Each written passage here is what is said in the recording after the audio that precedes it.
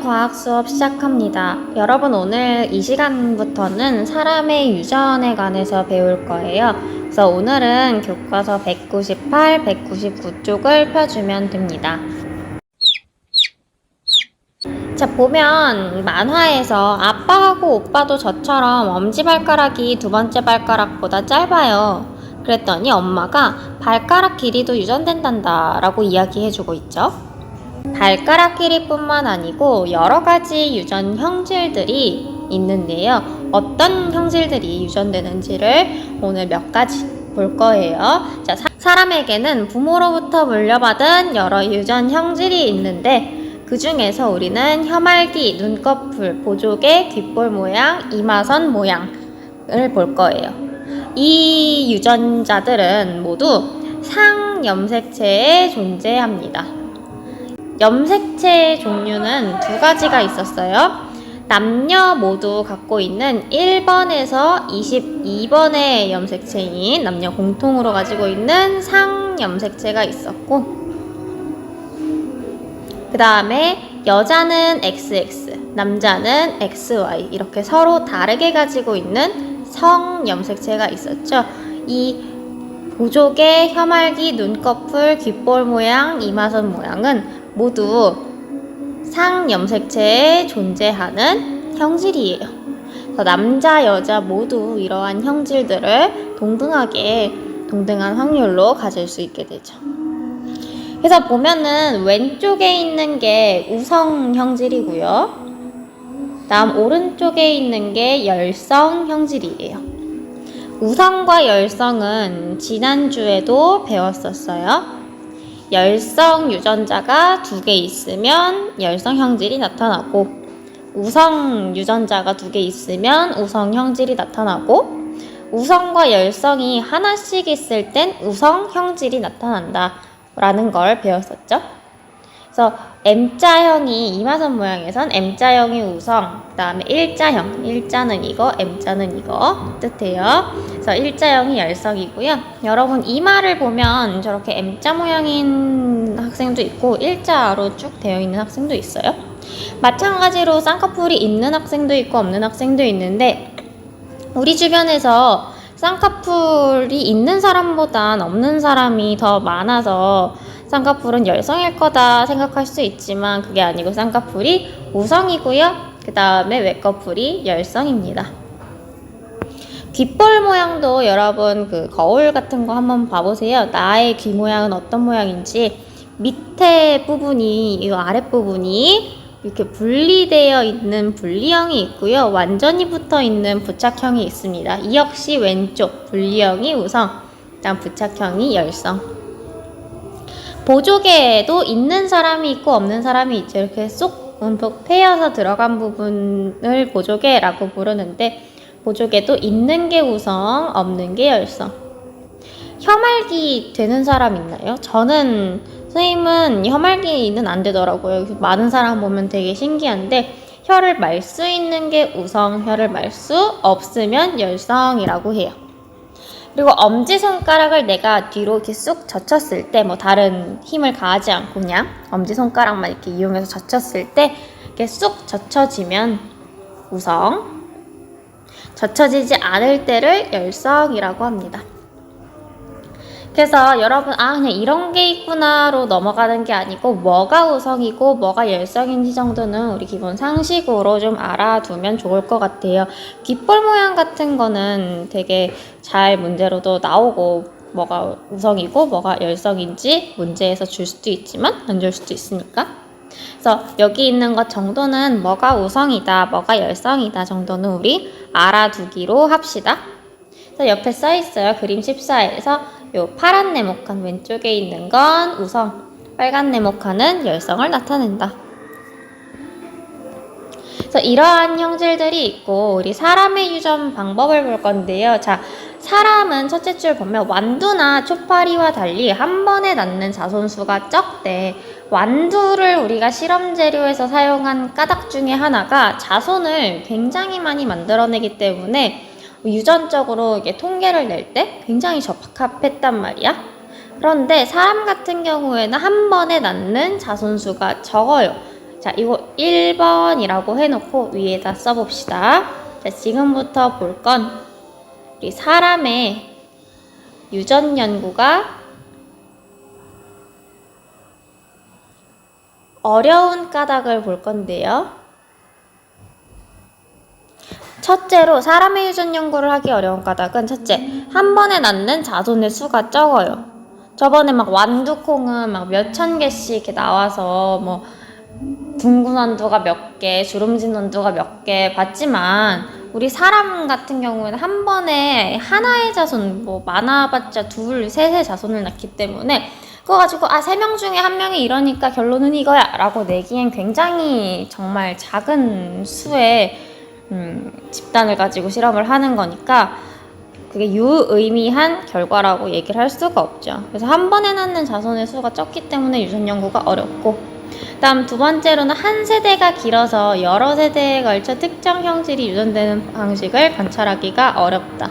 완두 같은 경우엔 몇 달? 한 달? 2달 정도면은 다 길러서 자손, 그 완두콩을 이렇게 맺게 하지만 사람 같은 경우에는 내가 자식을 낳으려면 어쨌든 한 20년 정도 커야 되고, 그러고선 또 1년 동안 또 자손 낳고, 그다음 그 자손이 또 자라려면 한 20년 걸리고 또 자손을 낳고, 그렇게 오랜 세대에 걸쳐서 그 유전 방식을 봐야 되는데, 그럼 이미 내 뭐 자손을 볼 때쯤 나를 연구하던 연구가도 수명이 다해서 또 돌아가실 수도 있죠. 그래서 한 세대가 굉장히 길기 때문에 이 여러 세대에 걸쳐 뭐 잡종 1대가 어떻고 2대가 어떻고 완두는 볼 수 있던 것에 반해 사람은 그걸 보기가 굉장히 어렵다는 거죠.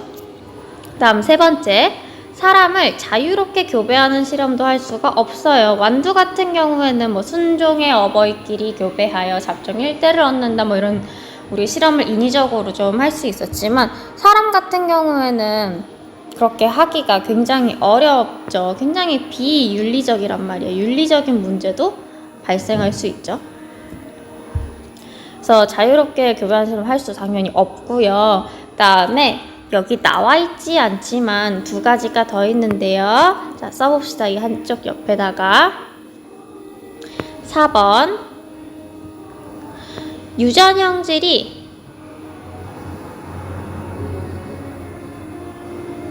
다양하고 복잡하다.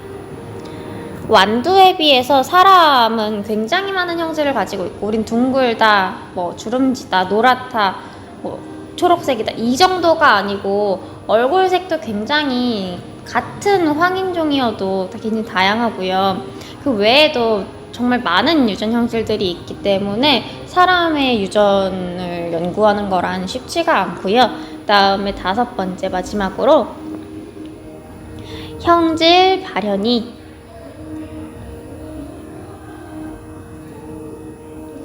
환경의 영향을 많이 받음. 이건 무슨 말이냐면, 예를 들어서 키가 작은 부모 사이에서도 굉장히 키 큰 아이가 나오기도 하고요.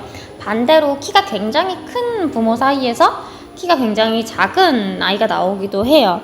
유전적으로는 키 큰 부모라면 키 큰 아이가 태어나야 될 것 같은데, 환경적으로 뭐 계속 누워만 있었다든가 운동을 전혀 안 하고 밥 같은 것도 잘 먹지 않아서 뭐 영양이 골고루 잘 채워지지 못했다던가, 그런 환경적인 영향에 의해서 부모의 유전 형질과는 또 완전히 다르게 발현이 될 수도 있어요. 그래서 그러한 영향도, 환경의 영향도 무시할 수 없기 때문에 사람은 완두야 뭐 어디 놓고선 그 자리에서 계속 키우면 되지만, 사람은 내가 뭐 하루간 너네 핸드폰 하지마, 핸드폰 안 했을 때의 결과를 볼 거야 라고 한다고 해서 너네가 하루 동안이라도 핸드폰을 안 하기가 좀 어렵죠. 그런 것처럼 사람의 그 라이프 스타일을 또 억제하기도 어렵기 때문에 이런 걸 조절하기가 어렵다. 그래서 이러한 이유로 사람의 유전 연구는 굉장히 좀 어렵다, 까다롭다라고 이야기를 해요. 그래서 우리는 어떤 것들을 통해서 사람의 유전을 연구하냐면, 먼저 첫 번째, 가계도 조사라는 게 있어요. 가계도 조사. 가계도 조사라는 거는 뭐냐면 가계도, 뭐 부모, 뭐 할머니, 할아버지, 내 자식 이렇게 그 가계도를 조사하는 건데 여러 세대를 조사를 하는 건데 밑에 윗줄 어떤 형질에 대한 가계도를 분석하면 그 형질의 우열관계, 여러 세대에 걸친 유전자의 전달 경로 등을 알 수 있다. 자, 이건 무슨 말이냐면 밑에 보면 가계도에 우리 남자는 보면 네모 모양으로 사용을 하고요. 여자는 동그라미 모양. 예를 들어서 어떤 유전병이 있다 하면 뭐 이렇게 다른 색깔로 칠한다든지 뭐 그런 방법으로 우리 가계도를 그리는데 결혼을 한 관계면 예를 들어 아빠랑 엄마랑 결혼을 한 관계면 이렇게 둘이 짝대기로 이어주고 그 사이에서 태어난 자녀는 그 선 아래쪽으로 이어서 딸이 태어났으면 동그라미, 아들이 태어났으면 네모 이런 식으로 그려줍니다. 그래서 우리 한번 옆에다가 해보면 자, 예를 들어서 아빠랑 엄마랑 결혼해서 나를 낳고 그 다음에 뭐 나에게는 여동생이 있다 라고 쳐봐요. 자, 이걸 가계도 기호로 나타내면 아빠는 남자니까 네모, 엄마는 여자니까 동그라미, 나는 선생님 기준으로 하면 여자니까 동그라미, 동생도 여동생이니까 동그라미 이렇게 그려줄 수가 있고 예를 들어서 쌍꺼풀에 대해서 한번 조사를 해본다고 칩시다. 자, 쌍꺼풀을 조사를 해볼 건데 쌍꺼풀이 있는 사람이 아까 우성이었어. 그리고 없는 사람이 열성이었어. 그치? 그래서 있는 사람, 없는 사람 구별할 건데 예를 들어 이 집 여자들은 다 쌍꺼풀이 있고 남자만, 아빠만 쌍꺼풀이 없다고 쳐봅시다. 없는 걸 색칠을 해볼게요. 예를 들어 쌍꺼풀이 있는 우성 대립 유전자를 라지 A, 대문자 A라고 하고 쌍꺼풀이 없을 때 여기 열성 유전자를 소문자 A라고 하면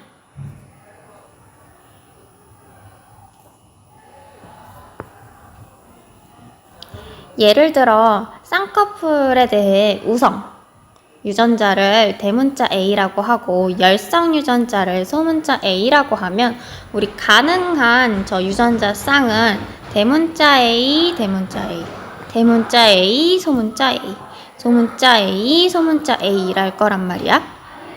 근데 이 중에서 소문자 A, 소문자 A 이렇게 소문자끼리만 있으면 열성, 즉 열성이라는 건 무쌍, 없는 거, 쌍꺼풀이 없는 무쌍. 그리고 우성 유전자만 2개 있으면 우성, 있는 거 있으면 유쌍. 그 다음에 대립 유전자가 하나씩 우성 하나, 열성 하나 있으면 우성의 힘이 더 세다고 했죠. 우성이 발현돼요. 우성이 있는 거였지, 유쌍. 즉 쌍꺼풀이 있을 경우에는 대문자 A, 대문자 A일 수도 있고 대문자 A, 소문자 A일 수도 있고 하지만 무쌍은 소문자 A, 소문자 A밖에 없죠. 그래서 아마 나는 이 가계도에서 만약 아빠만 쌍꺼풀이 없으면 아빠는 소문자 A, 소문자 A일 거라고 확신할 수가 있겠죠? 그러면은 엄마한테서 유전자 하나 받고 아빠한테서 유전자 하나 받았을 거니까 어쨌든 아빠가 줄 수 있는 이 유전자는 소문자 A밖에 없잖아? 그러니까 나랑 내 동생은 아빠에게서 소문자 A를 하나씩 받았을 거예요. 그런데도 불구하고 쌍꺼풀이 있다는 것은 남은 한 자리가 소문자 A가 절대 아니고 대문자 A, 대문자 A여야 나는 쌍꺼풀이 있는 사람이 되게 되죠. 그리고 엄마는 쌍꺼풀이 있으니까 어쨌든 대문자 A 하나 가졌을 텐데 우성 유전자 하나 가졌을 텐데 그 다음 가지고 있는 건 우성 유전자인 대문자 A일지 아니면 소문자 A일지는 이건 아직 모르게 되죠. 추가적인 정보가 없다면.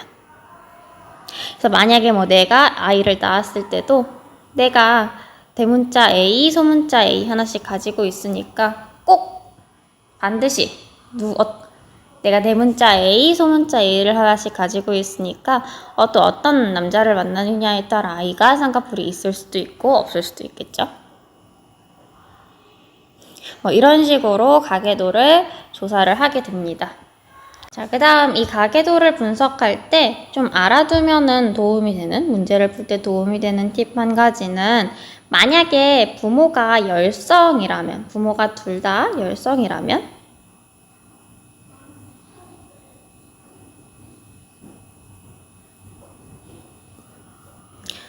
부모가 열성이면, 예를 들어서 저렇게 아까 대문자 A, 소문자 A로 쓴다고 치면 쓰지 마세요. 자, 부모가 열성이면 다 열성 유전자만 가지고 있을 거란 말이야. 그러면 아빠도 뭘 줘도 소문자 A, 엄마도 뭘 줘도, 둘 중에 뭘 줘도 소문자 A. 무조건 열성인 자녀밖에 태어날 수가 없어. 이 내용을 써보면, 부모가 둘 다 열성이면 자손도 무조건 열성이어야 함. 따라서 우리는 뭘 알 수가 있냐면, 부모가 둘 다 열성이면 무조건 열성 자녀가 나와야 되는데, 지금 뭔가 좀 다른 자녀가 하나 나오죠. 즉, 저 파란색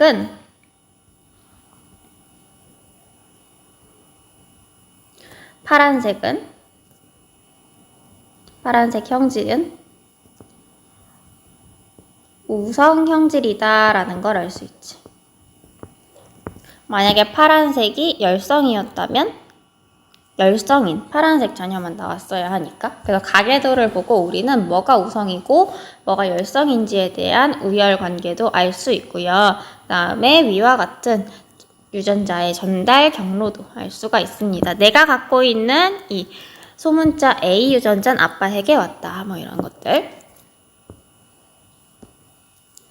다음 두 번째로는 쌍둥이 조사라는 게 있어요. 쌍둥이들을 조사를 하는 건데, 쌍둥이의 종류에는 일란성 쌍둥이와 이란성 쌍둥이가 있어요. 일란성 쌍둥이는 얼굴이 서로 같은 얼굴이고, 이란성 쌍둥이는 서로 다른 얼굴을 가져요. 일란성 쌍둥이와 이란성 쌍둥이가 어떻게 만들어지는 거냐면, 자, 첫째, 밑에 빈칸에 써보세요. 일란성 쌍둥이는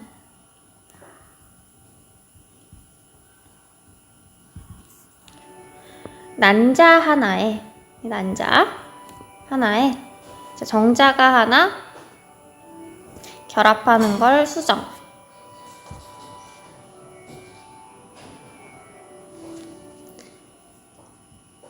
수정이라고 하죠. 이렇게 수정을 하고 나면 수정란을 만들어요.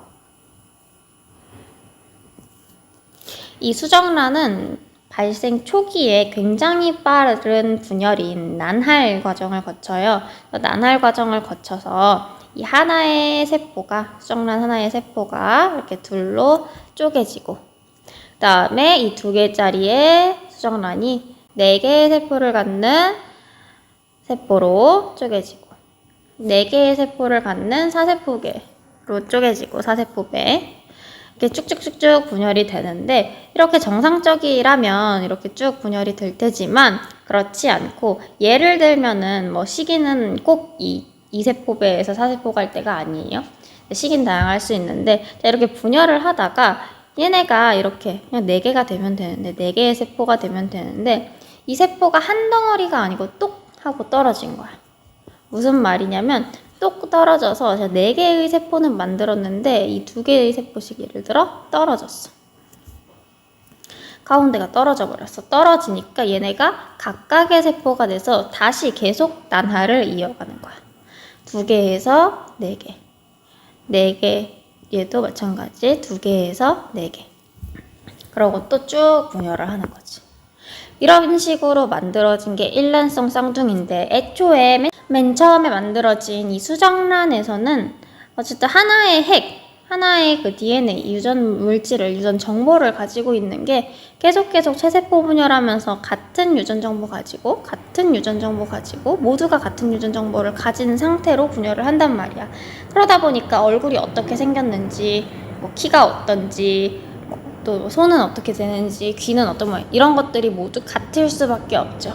그래서 얘네는 일란성 쌍둥이 같은 경우에는 난하를 할 때 저렇게 세포가 좀 둘로 나뉘면서 각각 이제 커가면서 만들어진 거기 때문에 일란성 쌍둥이 같은 경우엔 유전자가 서로 같아요.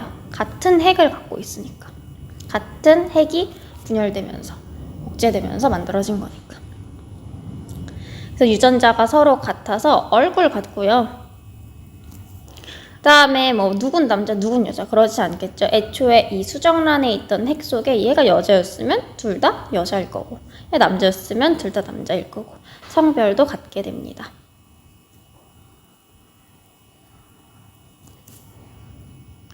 그런데 만약에 둘이 이렇게 완전 똑같은 유전자를 가진 일란성 쌍둥이인데 뭐 한 명은 키가 크고 한 명은 키가 작다. 그러면 그건 유전에 의한 결과가 아니고 환경에 의한 결과라고 하겠지. 키 큰 애는 농구 굉장히 좋아해서 많이 했고, 키가 좀 작은 애는 컴퓨터 게임 좋아해서 맨날 앉아만 있었고, 그러면 키가 다르게 나타날 수도 있죠. 그런 차이는, 유전에 의한 차이는 절대 아닐 거고, 왜냐면 같은 유전자 가졌으니까 그러한 형질의 차이는 환경의 영향일 거다라고 결론을 내릴 수 있는 거겠죠. 그래서 우리는 쌍둥이를 연구함으로써 이게 유전적 영향이다, 아니다, 환경적 영향이다, 이런 것들을 연구하게 되고요. 다음 두 번째로 이란성 쌍둥이를 보면, 옆에다 써볼게. 자, 이란성 쌍둥이 같은 경우에는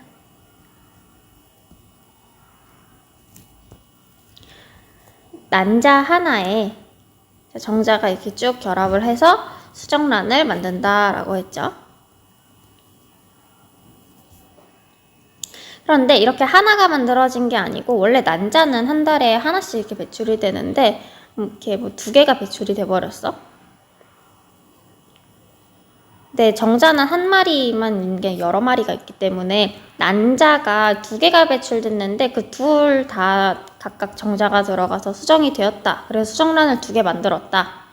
이럴 경우에는 한 명, 두 명의 아기가 태어나게 되는 거고, 각각 서로 다른 난자, 서로 다른 정자가 결합을 한 거죠. 이 난자랑 이 난자는 다르단 말이야. 이 난자랑 이 정자랑 이 정자도 당연히 다르고, 그래서 서로 다른 유전자를 갖고 있는 서로 다른 생식세포이기 때문에, 서로 다른 핵을 만들기 때문에, 서로 다른 수정란을 만들기 때문에 어쨌든 유전자는 다르다.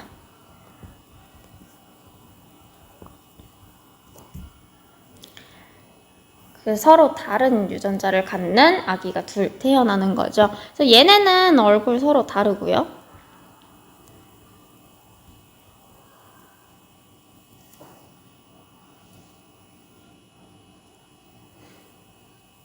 당연히 유전자가 다르기 때문에 이 둘 사이에서 나타나는 형질의 차이는 유전자에 관련된 유전적 영향도 있을 거고, 환경과 관련된 환경적 영향도 있겠지. 그래서 이 두 영향을 다 조합을 할 수가 있다. 그래서 일란성 쌍둥이와 이란성 쌍둥이는 발생 과정이 이렇게 조금 다르기 때문에 만들어지는 과정이 달라서 누구는 얼굴이 같고 누구는 얼굴이 다르고 그렇게 되는 거고요. 옆에 내용 쓰여 있어요. 한번 쭉 읽어보면, 쌍둥이 같은 경우에 일란성은 하나의 수정란이 발생 초기에 둘로 나뉜 후 각각 발생한 것. 발생 초기에 둘로 나뉘어서 이제 각각 발생한 것. 그 다음에 이란성 쌍둥이는 각기 다른 수정란이 동시에 발생한 것. 그래서 발생 과정이 달라서 얼굴이 같을 수도 있고 다를 수도 있다. 그래서 이러한 쌍둥이를 조사를 하면 아까도 얘기했듯이 특정 형질의 차이가 유전에 의한 건지 환경에 의한 건지 알 수가 있겠죠. 그 다음에 세 번째로 옆에 작은 글씨 위에 있는데요. 집단 조사라는 게 있어요. 집단적으로 조사를 하는 건데 한 집단에서 나타나는 유전 형질을 조사하고 그걸 통계 처리해서 유전 형질이 이렇다, 유전자 분포가 이렇다라는 걸 알아내는 방법은 집단 조사 이런 게 있다 정도로 보면 되고요.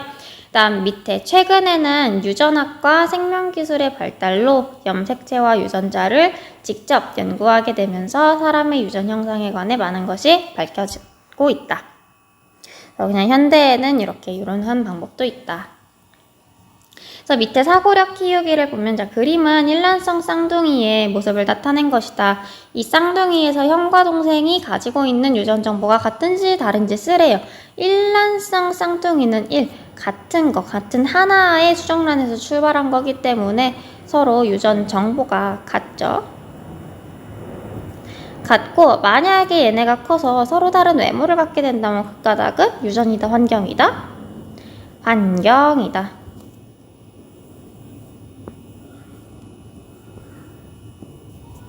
다음 밑에 스스로 확인하기 문제 풀면은요. 어떤 집안에서 특정 형질이 유전되는 것을 기호를 이용하여 나타낸 그림을 가계도라고 하고요. 사람의 유전 연구에서 특정 형질의 차이가 유전과 환경 중 어떤 것에 의한 것인지 알아보는데 이용되는 방법은 아까 얘기했던 쌍둥이 연구죠. 쌍둥이 조사. 다음 세 번째, 사람의 염색체를 조사하거나 DNA를 분석하는 유전 연구가 실제 생활에 어떻게 사용되고 있는지 설명해보자 라고 했는데요. 사람의 염색체를 조사하는 건 어떻게 쓰이고 있냐면 태아의 뱃속에 있는 아기, 태아의 염색체를 조사해서 이 아이가 여자아이인지 남자아이인지 성별 알 수 있고요. 그 다음에 다운 증후군이 있는지 어떤 유전병이 있는지 그런 유전병의 여부를 알 수 있습니다. 그리고 DNA를 분석하는 연구 같은 경우에는 그 드라마에서 많이 봤을 텐데 이 아이 누구 딸이에요 이런 거 있잖아. 내가 잃어버린 자녀를 찾는데 유전자 검사하는 그런 장면들 있죠. 그래서 잃어버린 자녀를 찾을 때와 같을 때 이런 DNA 분석 연구를 사용을 합니다. 그래서 오늘은 조금 겉핥기처럼 쭉 봤어요. 내용이 뭔가 많은 것 같지만 사실 크게 많지는 않아요. 그래서 한번 내용 쭉 훑어보고요. 다음 시간에는 진짜 사람의 유전에 대해서 조금 더 접근을 해봅시다. 수고했어요.